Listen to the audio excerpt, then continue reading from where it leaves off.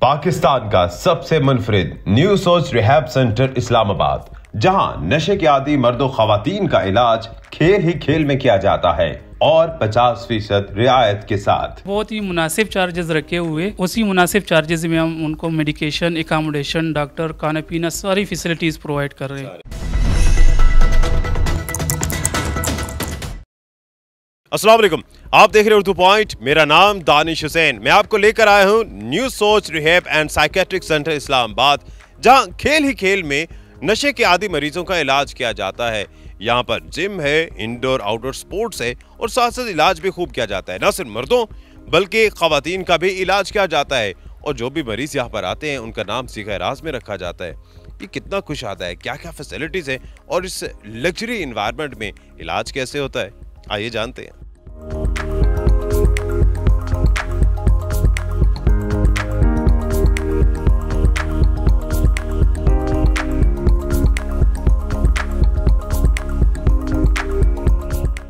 अशफाक साहब, लगता ही नहीं है कि ये कोई रिहैब सेंटर है, ये तो कोई 5 स्टार होटल लग रहा है। जी बिल्कुल ऐसा ही, एक बहुत अच्छा माहौल हम दे रहे पेशेंट को, ओपन माहौल दे रहे, बहुत अच्छा इन्वायरमेंट दे रहे हैं उनको, ताकि वो जहनी तौर पे पुरसकून रहे। कितना ज़रूरी होता है एक अच्छा लग्जरी इन्वायरमेंट देना पेशेंट के लिए? ये तो डेफिनेटली बहुत ज़रूरी है पेशेंट्स के लिए, क्योंकि अक्सर देखा जाता है कि पेशेंट्स को एक जेल नुमा कमरे में बंद कर देते हैं, जो कि बहुत ही गलत है पेशेंट्स के साथ। तो यहाँ न्यू सोच रिहैब सेंटर में पेशेंट्स को हम एक बहुत अच्छा ओपन माहौल दे रहे, उनको जिम सर्विस दिए जाते हैं, इंडोर्स गेम खिलवाए जाते हैं, आउटडोर गेम खिलवाए जाते हैं। तो एक यहाँ पे बहुत ही वसी ओपन माहौल है। और क्या क्या फैसिलिटीज़ दे रहे हैं इलाज के अलावा आप पेशेंट्स को? इलाज के अलावा यहाँ पे पेशेंट को हम ये फैसिलिटी दे रहे कि इंडोर्स गेम करवा रहे, आउटडोर्स गेम करवा रहे, जिम हो गया, जिम करवा रहे, बाकायदा अपना इंस्ट्रक्टर रखा हुआ है इस चीज़ के लिए। तो वो पेशेंट्स को ना एक्सरसाइज वगैरह करवाते हैं, जो कि पेशेंट्स के लिए, सेहत के लिए बहुत ज़रूरी है। और इसके अलावा मैं देख रहा हूँ कि रूम्स बड़े आपके लग्जरी हैं, जिम वगैरह भी है, गेम्स भी हैं, बड़ा कुशादा सा किचन है। इसका मतलब है ये मेस वगैरह, खाना वगैरह भी यहीं बनता है? जी बिल्कुल, पेशेंट्स के लिए यहाँ पे खाना बनता है, बाकायदा हमने अपने शेफ़ रखे हुए। अच्छा, हाइजेनिक बनता है। तो यहाँ पे उनको नाश्ता, 2 टाइम का खाना और बहुत हाइजेनिक तरीके से बनाए जाते हैं और पेशेंट को प्रोवाइड किए जाते हैं। तो क्या नशे के आदि जो पेशेंट्स होते हैं उनका खाना भी हमारे जैसे ही होता है, आम लोगों की तरह, या डाइट प्लान मुख्तलिफ होता है? एक्चुअली कुछ पेशेंट्स होते हैं जिनका डाइट प्लान मुख्तलिफ होते हैं, कुछ पेशेंट्स होते हैं जिनका कोई मसला ना हो सेहत के हवाले से, तो उनका खाना हमारे जैसा सेम ही होते हैं, लेकिन साफ़ सुथरा खाना हो, हाइजेनिक खाना हो, तो उनको हम प्रोवाइड करते हैं, जो कि अच्छा होते हैं सेहत के लिए। तो कब से हैं आप? चलते हैं आगे, रूम में भी देखते हैं कि वहाँ कैसा माहौल है। तो कब से यहाँ काम कर रहे हैं और कितने पेशेंट्स जो हैं वो अब तक आपके ठीक हो चुके हैं और माशरे में हम किरदार अदा कर रहे हैं? एक्चुअली न्यू सोच रिहैब सेंटर तो गुज़िश्ता 5 साल से काम कर रहे हैं। यहाँ पे हमारे पास पाकिस्तान में पाकिस्तान से अलावा बाहर कनाडा, यूके, अमेरिका से भी पेशेंट आते रहते हैं, जो कि ठीक होके वापस चले जाते हैं। उनकी रेफर से फिर हमारे पास पेशेंट आते रहते हैं। बैरून मुल्क से भी आते हैं? बैरून मुल्क से पेशेंट हमारे ओवरसीज़ पाकिस्तानी फादर्स भी आते हैं? जी, वहाँ से भी आते हैं, फादर्स भी आते हैं, और ओवरसीज़ पाकिस्तानी ज़्यादा आते हैं हमारे पास। वो ज़्यादा आते हैं और फिर यहाँ से इलाज करते हैं, फिर वापस? जी, यहाँ से कामयाब इलाज करके वापस जाते हैं और उनकी रेफरेंस से फिर हमें और पेशेंट मिलते हैं। सक्सेस रेशो काफ़ी ज़्यादा है? सक्सेस रेशो बिल्कुल 95% हमारा सक्सेस रेशो जा रहे हैं। बड़े कुशादा रूम्स हैं, ये मैं देख रहा हूँ कि आपने बड़े खुले खुले रूम्स बनाए हुए हैं। तो चार्जेस भी उसी हिसाब से बहुत ज़्यादा होंगे, पैसे भी तो बहुत लेते होंगे? नहीं, इस तरह है कि हमने बहुत ही मुनासिब चार्जेस रखे हुए और उसी मुनासिब चार्जेस में हम उनको मेडिकेशन, एकोमोडेशन, डॉक्टर, खाना पीना सारी फैसिलिटीज़ प्रोवाइड कर रहे हैं। उसमें फिजिशियन भी होगा, साइकियाट्रिक भी है, सब ईच एंड एवरीथिंग शामिल होते हैं उसमें। तो कितना वक्त दरकार होता है? एक नशे का आदि पेशेंट कोई आता है, लेट से आज एडमिट हुआ है, कितना वक्त लगेगा उसे बिल्कुल ठीक होते हुए और उसके बाद वो माशरे में कंट्रीब्यूट कर सकता है? ऐसे है कि नशे के जो मरीज़ होते हैं उनको जो मुकम्मल सेहतयाबी के लिए जो डेज़ चाहिए वो 100 डेज़ हैं। 100 डेज़ में सबसे पहले उनका डिडॉक्स होते हैं। डिडॉक्सिफिकेशन के बाद उन पेशेंट्स को हम शिफ्ट कर देते हैं क्लिनिकल साइकोलॉजिस्ट के पास, जो उनकी डिफरेंट थेरापी करते हैं, साइकोथेरापी करवाते हैं, डिफरेंट सेशंस होते हैं। तो फिर उनके बाद आलिम दीन होते हैं, जिनको 5 वक्त की नमाज़ पढ़ाए जाते हैं, दर्स कुरान दिए जाते हैं, स्पिरिचुअल थेरापी होती है।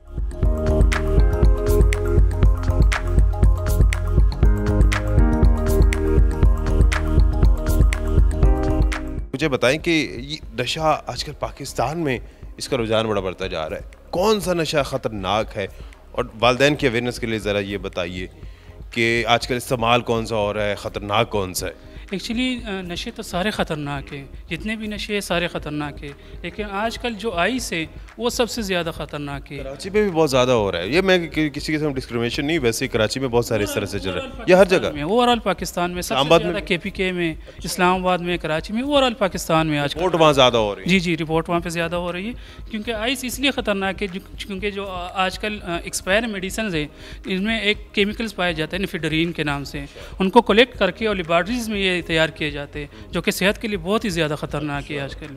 तो इसका इलाज भी होता है इसका आपके पास? बिल्कुल, हमारे पास कामयाबी से उनका इलाज किया जाता है। साइकोलॉजिकली कितना इफेक्ट होते हैं लोग नशे के आदी जो होते हैं? जी, साइकोलॉजिकली तो ये बहुत ही ज़्यादा इफेक्ट होते हैं।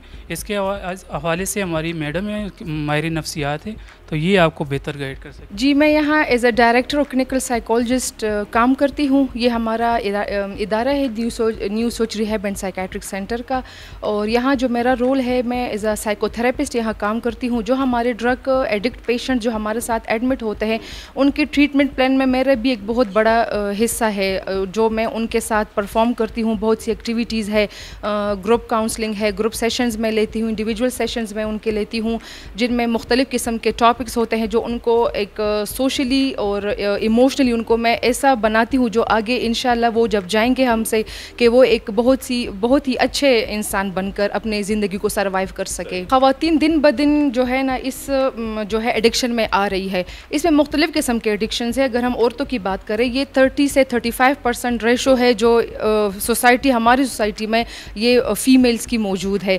इसमें मुख्तलिफ़ किस्म के जो स्टूडेंट्स की अगर हम बात करें तो वो जो आइस हो गया, हैश हो गया, इसकी तरफ ज़्यादा है।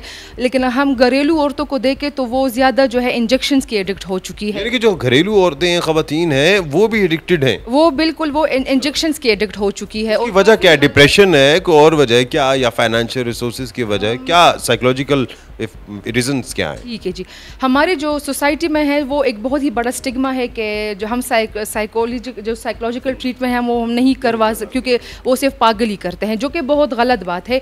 साइकोलॉजिकल ट्रीटमेंट हर इंसान को ज़रूरी है कि वो करे। अपने वेल बींग को बरकरार रखने के लिए ज़रूरी है कि हम साइकोलॉजिकल ट्रीटमेंट्स को करें।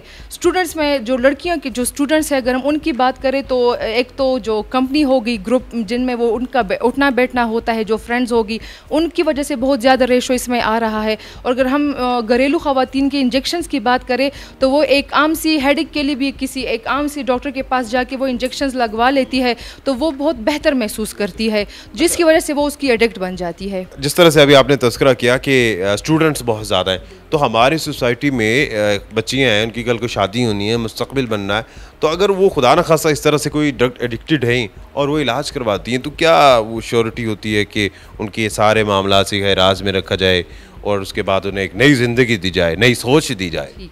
हमारे जी, हम अपने एथिक्स को बहुत अच्छी तरीके से फॉलो करते हैं। कॉन्फिडेंशियल होता है बहुत, ये हमारे इवन कि हम अपने पेशेंट्स की बात अपने उनकी फैमिलीज़ को भी नहीं बता सकते, क्योंकि जिसकी वजह से वो इस स्टेज तक आ पहुंचती है, तो हम वो बातें उनकी फैमिली को डायरेक्ट नहीं बताते। हम ऐसे तरीके से फैमिली काउंसलिंग करते हैं जिसमें दोनों तरफ से बैलेंस बरकरार रहे और दोनों को एक कंफर्टेबल माहौल मुहैया हो, जिसकी वजह से उनकी ट्रीटमेंट अच्छी तरीके से। फैमिली काउंसलिंग भी होती है? फैमिली काउंसलिंग रेगुलर होती है। आप देखने वाली ख़वातीन को भी अगर इस तरह का कोई साइकोलॉजिकल प्रॉब्लम है, खुदा ना खास्ता, या कोई करीब में कोई नशे के आदी हैं, तो आपसे वो फ्रीली बात कर सकती हैं? वो मुझसे फ्रीली आके मुझसे कांटेक्ट भी कर सकते हैं, मुझसे बात कर सकते हैं अपनी। मैं इवन के आउटडोर पेशेंट्स को भी ट्रीट करती हूँ। आउटडोर पेशेंट के जो बहुत ही एडिक्ट नहीं है लेकिन छोटे मोटे मसाइल के साथ वो मेरे साथ आ सकते हैं और अपनी थेरेपी को कंटिन्यू कर सकते हैं। जी, 2 सवाल हैं बड़े इंपॉर्टेंट। एक तो पहला ये है कि नशे के आदी लोगों की तो हमने बात की, no offence to the smokers, लेकिन जो तंबाकू नोशी करते हैं,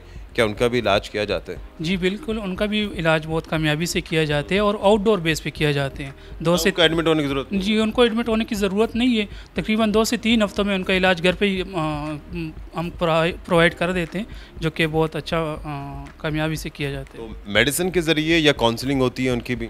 मेडिसिन के ज़रिए हम करवाते हैं, तो मेडिसिन उसको घर पे ही प्रोवाइड कर देते हैं उनको, तो ईज़िली उनका इलाज हो जाता है। 2 से 3 हफ्ते में ईज़िली वो सिगरेट छोड़ सकते हैं? जी जी बिल्कुल, ईज़िली छोड़ सकते हैं अगर छोड़ना चाहे? अगर छोड़ना चाहे हो तो तब। तो रूटीन क्या होती है? ये तो चले एक स्मोकर्स की थी, जो बाकी ड्रग एडिक्टेड लोग होते हैं, पूरे दिन में क्या एक्टिविटी होती है? सुबह उठ के क्या करते हैं, मेडिसिन किस टाइम लेते हैं, खाना क्या करते हैं, ये ज़रा बता दीजिए आखिर में।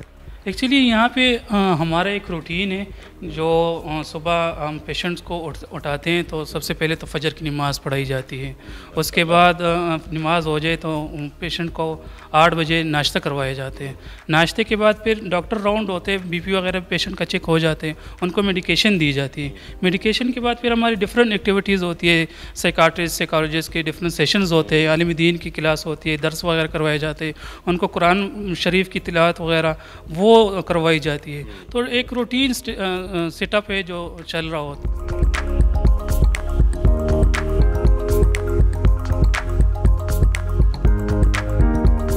अशफाक साहब, कई ऐसे बेचारे होंगे जिनके पास अभी पैसे नहीं जमा हुए होंगे या अफोर्ड नहीं कर सकते होंगे, तो उनके लिए कोई डिस्काउंट वगैरह भी है? जी बिल्कुल, उनको हम स्पेशल डिस्काउंट देंगे। अगर कोई व्यूवर उर्दू पॉइंट की तरफ से आता है या कोई ऐसा बंदा जिनके पास पैसे ना हो तो वो हमारे पास आ सकते हैं, इलाज करवा सकते हैं, उनको हम 50% डिस्काउंट देंगे। ये तो बहुत इंपॉर्टेंट चीज़ है। अगर किसी के पास पैसे नहीं है और अगर उर्दू पॉइंट की वीडियो देख के आ रहा है तो फिर चलें, ये एक सदका जारी है, इसमें हमें भी सवाब भी होगा कि हमारे तवज्जुह से डिस्काउंट मिल रहा है और वो माशरे का हिस्सा बनेगा जी वो। अच्छा, एक चीज़ बड़ी इंपॉर्टेंट मेरे जहन में आ रही है कि अक्सर हमारे यहाँ छुपाया जाता है नशे के आदी लोगों को। पेरेंट्स भी बाज़ औक़ात छुपाते हैं, ज़ाहिर है माहौल ऐसा है, लेकिन बाज़ औक़ात पेरेंट्स को भी नहीं पता होता। कैसे पता चलेगा? कौन से ऐसे सिम्टम्स हैं या इंडिकेशंस हैं जिससे पता चले कि हमारा बच्चा गलत रास्ते पे जा रहा है? जी, उसके लिए मैं पेरेंट्स को एडवाइस ये करूँगा कि अगर आपको अपने बच्चे पे या अपने किसी प्यारे पे या किसी भाई बहन पे शक है तो किसी भी मुस्तनद लेबॉरेटरी से उनका ड्रग्स प्रोफाइल टेस्ट करवाएं, हमारे साथ शेयर करें, हम उनको बेहतर गाइड करेंगे। यहाँ पे जितनी फैसिलिटीज़ है, यहाँ पे हमारे जितना माहौल है, उसके हिसाब से हम जितना बेहतर हो सके पेरेंट्स को गाइड करेंगे।